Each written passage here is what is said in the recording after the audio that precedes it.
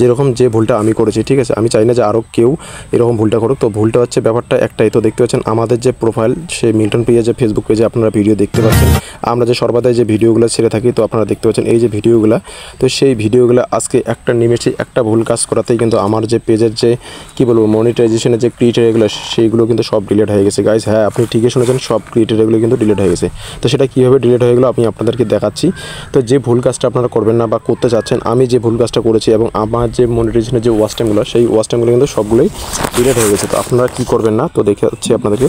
তো আপনারা জাস্ট এই যে দেখতে পাচ্ছেন আপনাদের প্রফেশনাল ড্যাশবোর্ড, তো সেই প্রফেশনাল ড্যাশবোর্ডে আমি আমার দেখাচ্ছি। দেখুন ইনস্ট্রিম অ্যাডসে গেলাম। তো ইনস্ট্রিম অ্যাডসে যাওয়ার পরে আমার যে প্রফেশনাল ড্যাশবোর্ডের যে ক্রিটেরিয়া যে সমস্ত ওয়াচ টাইমগুলো ছিল, তো সেখানে কিন্তু এখানে কোনো কিছুই শো করতেছে না। তো দেখতে পাচ্ছেন আপনারা মিল্টন প্রিয়া যে আমাদের যে মেন যে অ্যাকাউন্টটা, সেই অ্যাকাউন্টে আমার একটা আজকে ছোট্ট ভুলের কাজের জন্য কিন্তু আজকে এই সমস্যাটা দেখাচ্ছে। তো আপনারা দেখতে পাচ্ছেন। তো আপনারা এই ভুল কাজটা কোনোদিনও করবেন না। সেটা হচ্ছে আপনাদের ফেসবুক প্রোফাইলে আসবেন, আসার পরে এখানে যে 3 ডটটা দেখতে পাচ্ছেন, জাস্ট এখানে টাচ করবেন।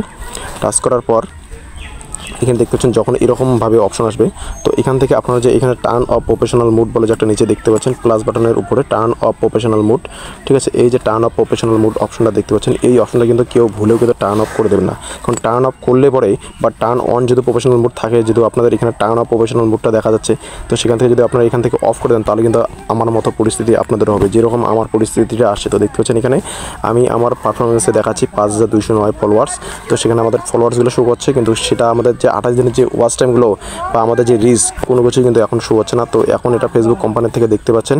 আমি আমার মনিটাইজেশনে যাচ্ছি, মনিটাইজেশনে গিয়ে দেখাচ্ছি। আপনারা দেখতে পাচ্ছেন এরকম যদি আপনাদের কারো এইরকম অসুবিধা হয়, তো অবশ্যই কিন্তু আমাকে কমেন্ট করবেন, আর কেউ কিন্তু এই ভুলটা করবেন না। তো দেখতে পাচ্ছেন ইনস্ট্রিম অ্যাডসে আমি গেলাম। ইনস্ট্রিম অ্যাডসে আসার পর দেখুন আমাদের এখানে কিন্তু ওয়াচ টাইম কোনো কিছুই শো করছে না, এবং আমাদের পারফরমেন্স কতটা রিচ যেগুলো ছিল সব কিছুই কিন্তু এখান থেকে ডিলিট হয়ে গেছে। তো গাইস আমি একটা কথা বলবো, আপনারা আপনাদের প্রোফাইলে গিয়ে এখানে যে 3 ডটের যে বিন্দুটা দেখতে পাচ্ছেন, এই যে 3 ডটের যে বিন্দুটা আছে, এই বিন্দুটাতে টাচ করে কেউ ভুলে কিন্তু টার্ন অফ প্রফেশনাল মুডটা যে আছে, এই যে টার্ন অফ প্রফেশনাল মুড, এই মুডটাকে কিন্তু অফ করবেন না। যদি একবার অফ করে ফেলেছেন, তাহলে কিন্তু আপনাদের যত ওয়াচ টাইম আছে সব কিছু ডিলিট হয়ে যাবে, পুরো ওয়াচ টাইমটা ডিলিট হয়ে যায়। আপনারা কোনোদিন দেখবেন না।